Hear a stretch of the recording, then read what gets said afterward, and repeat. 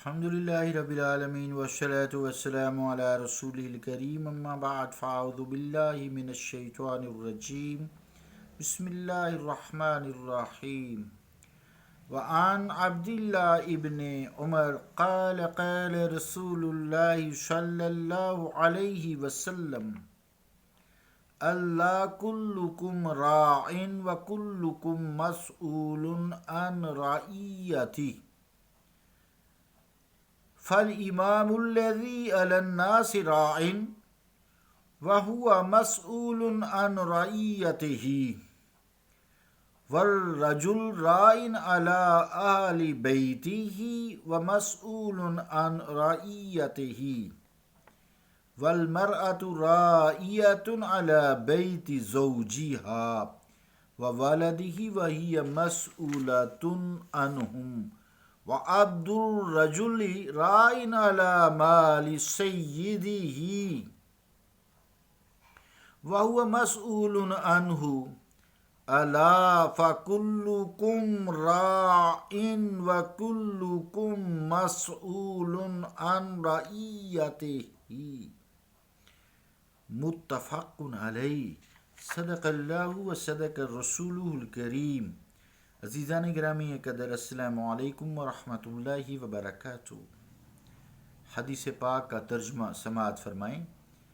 روایت ہے حضرت عبداللہ ابن عمر سے، فرماتے ہیں فرمایا رسول اللہ صلی اللہ علیہ وسلم نے، آگاہ رہو، تم سب چرواہے ہو اور تم سب سے اپنے ماتحت چرنے والوں کے متعلق سوال ہوگا۔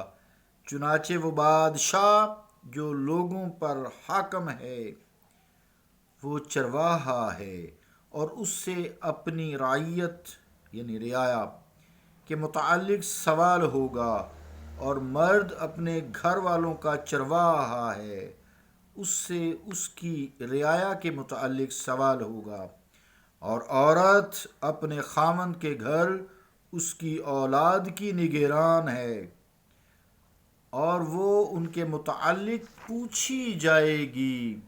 مرد کا غلام اپنے مولا کے مال پر ذمہ دار نگران ہے، وہ اس کے متعلق پوچھا جائے گا۔ خبردار، تم سب چرواہے ہو اور تم سب سے اپنی رعیت کے متعلق سوال ہوگا۔ مسلم و بخاری۔ عزیزان گرامی قدر، حدیث پاک اپنے اندر ایک سمندر سمیٹے ہوئے ہے، یعنی اے لوگو، تم یہ نہ سمجھو کہ صرف بادشاہ وقت ہی سے پوچھ گچھ ہوگی، اس کی رعایا کے متعلق سوال ہوگا اور تم آزاد ہو، ایسی بات نہیں ہے، بلکہ ہر شخص جو اس کے ماتحت ہے، اس کے ماتحتوں کے متعلق اس سے پوچھا جائے گا کہ تم نے ان کے دینی و دنیاوی حقوق ادا کیے ہیں یا نہیں کیے ہیں۔ عزیزان گرامی قدر، راعی کے متعلق جو معنی ہیں، متعلقہ معنی ہے، وہ تھے چرواہا، بکریاں چرانے والا، ڈنگر چرانے والا، بھیڑ چرانے والا، تو سب راعی ہیں، یعنی چرواہے ہیں۔ مثال دے کے سمجھایا، اصطلاح میں ہر محافظ اور ہر حاکم کو راعی کہتے ہیں، رے الف عین یہ۔ جیسے چرواہا ساری بکریوں کے ریوڑ کا ذمہ دار ہوتا ہے، اگر ایک بکری بھی ضائع ہو جائے تو بکری والا اس سے مطالبہ کرتا ہے، اس سے نقصان پورا کرتا ہے، اس کو جھڑکتا ہے، اس کو لان تان کرتا ہے۔ ایسے ہی اللہ تعالیٰ سزا دیتا ہے، یعنی ایسے ہی اللہ تعالیٰ ہر شخص سے جتنے بندے اس کے ماتحت ہیں اس کے متعلق سوال کرے گا۔ اس لیے قرآن کریم میں فرمایا نا، قُوا أَنفُسَكُمْ وَأَهْلِيكُمْ نَارًا وَقُودُهَا النَّاسُ وَالْحِجَارَةُ، بچاؤ اپنے آپ کو اور اپنے گھر والوں کو پہلے، یہ نہیں باہر تبلیغیں کرتے رہو، گھر کا پتہ ہی نہیں، پہلے اپنے نفس کو بچاؤ، اپنے آپ کو بچاؤ، پھر اپنے گھر والوں کو بچاؤ اس آگ سے جس کا ایندھن پتھر اور لوگ ہیں۔ عزیزان گرامی قدر، مثلا آگے پھر حدیث کی تشریح بیان ہے، والد سے سوال ہوگا کہ تم نے اپنے بیوی بچوں کے حقوق ادا کیے ہیں، ان کو رزق ان کے لیے کمایا ہے، ان کو رزق دیا ہے، پہنچایا ہے، ان سے کوئی تنگی تو نہیں کی، ان پہ کوئی تنگ تو نہیں ان کو کیا، ان کو تمہارا رزق زیادہ دیا تھا، میں نے ان کو تھوڑا دیا ہے، پوچھا جائے گا۔ تم نے ان کی تربیت کی ہے، تم نے انہیں نیک بنایا ہے، تم نے ان کے حقوق ادا کیے ہیں، ان کو اٹھنے بیٹھنے کا سلیقہ طریقہ سکھایا ہے، ان کو تعلیم دی ہے، ان کو میرے بارے میں بتایا کہ اللہ وحدہ لا شریک ہے۔ تو سوال پوچھا جائے گا۔ چونکہ سلطان جو بادشاہ وقت ہے، حکمران ہے، اس کی سلطنت وسیع ہوتی ہے، اس لیے اس کا حساب کتاب بھی وسیع ہوگا۔ وزیر کے معنی ہوتے ہیں بوجھ اٹھانے والے، وزر سے ہے، قرآن کا یہ لفظ ہے، بوجھ اٹھانے والا۔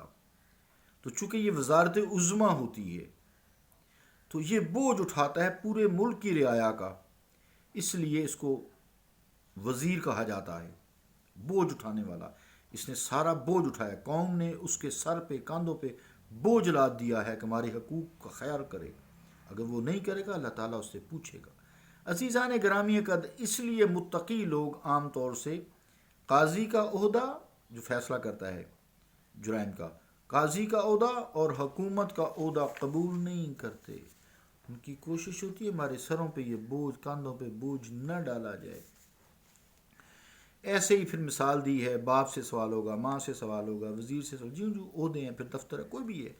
اسی طرح غلام سے سوال ہوگا، چونکہ وہ اپنے مالک کے سامان کا یا جو اس کی ڈیوٹی ہے، خواہ وہ چوکیدار ہے، گھر کا چوکیدار ہے، دفتر کا چوکیدار ہے، اس سے سوال ہوگا کیا تم نے ایمانداری سے یہ ڈیوٹی کی تھی؟ جتنے تم مالک سے پیسے لیتے تھے اس کا اتنا ہی خیال رکھا ہے؟ اس سے تم نے اس کے مالک کے محبت بھی کرتے تھے، محبت میں اللہ کے خوف سے اس کے مال کا خیال کیا یا نہیں کیا؟ یہ ڈنڈی ماری ہے، پوچھا جائے گا۔ پھر عورت سے سوال ہوگا اس کے خاوند کے متعلق کہ اس کی کمائی ضائع تو نہیں کی، اس کے حقوق کا خیال کیا ہے، اس کی جان مال عزت جو تھی اس کی حفاظت کی ہے، بچوں کی، خاوند کی حفاظت کی، اس کے مال کی حفاظت کی ہے، اس کی عزت کی حفاظت کی ہے۔ گویا اسی طرح خاوند سے پوچھا جائے گا، یعنی ہر ایک سے جو اس کے ماتحت ہیں پوچھا جائے گا۔ ماں کی تربیت شکم سے شروع ہو جاتی ہے۔ لوگ تو کہتے ہیں نا یہ کھانا پینا جاتا ہے بچوں کو نقصان، نہ نہ نہ نہ، کوئی ایسی بات۔ اس کی سوچ، اس کی عبادت، اس کی ریاضت، اس کی دینداری، جو وہ سوچتی ہے اس کے شکم میں بچے تک جاتی ہے۔ اس کی تربیت ماں کے شکم سے شروع ہو جاتی ہے۔ ماں اگر متقی ہے تو بچہ متقی پیدا ہوتا ہے۔ اسی طرح اس کی گود ماں کی پہلی درسگاہ ہے، وہاں اس کو تربیت کی جاتی ہے۔ اصل پلے گراؤنڈ یہ ہے، پلے گروپ یہ ہے۔ اب ہم وہ جو گود والی عمر ہوتی ہے اسکولوں میں بھیج دیتے ہیں، وہاں پھر وہ ہلنا جلنا جو ایسی ٹیچر ہوتی ہیں وہی سکھاتی ہیں، مٹکنا سکھاتی ہیں۔ کیا کریں، حالات ایسے ہو گئے، افسوس سے بات کی ہے۔ تو مراد یہ ہے حدیث پاک سے کہ اچھی ماں بچوں کی اچھی تربیت کرتی ہے۔ کس کے زور پہ؟ خاوند کے زور پہ۔ اس کی کمائی ہوتی ہے، اس کی سہولیات ہوتی ہیں، اس نے سہولیات دی ہوتی ہیں۔ اسی طرح محلہ ہے، معاشرہ ہے، علاقہ ہے، شہر ہے، صوبہ ہے، ملک ہے۔ پھر ایک سلطان المسلمین ہے، افسوس کہ ہے ہی نہیں ہمارے، چلیں اللہ تعالیٰ فضل کرے۔ وہ شعر ہے نا، بے ادب ماں با ادب اولاد جن سکتی نہیں، بے ادب ماں با ادب اولاد جن سکتی نہیں، معدن زر معدن فولاد بن سکتی نہیں۔ جو سونے کی کان ہے نا، سونا نرم ہوتا ہے نا، مہنگا تو ہوتا ہے لیکن ہوتا نرم ہی ہے، وہ فولاد کی کان نہیں بن سکتی۔ اس کے فائدے اور ہیں، اس کے فولاد کے فائدے اور ہیں۔ بار بطول باشو پنہاں شوازیں اثر کہ در آغوش شبیر بگیری۔ عزیزان گرامی قدر، اللہ رب العالمین ہم پہ رحم فرمائے، ہماری اولاد پہ رحم فرمائے، ہمارے ماں باپ پہ رحم فرمائے۔ ربنا آتنا فی الدنیا حسنۃ وفی الآخرۃ حسنۃ وقنا عذاب النار وادخلنا الجنۃ مع الابرار۔ یا عزیز یا غفار یا رب العالمین، صلی اللہ تعالی علی رسول خیر خلقہ محمد وعلی آلہ واصحابہ اجمعین برحمتک یا ارحم الراحمین۔ صلی اللہ تعالی علی رسول خیر خلقہ محمد وعلی آلہ واصحابہ اجمعین برحمتک یا ارحم الراحمین.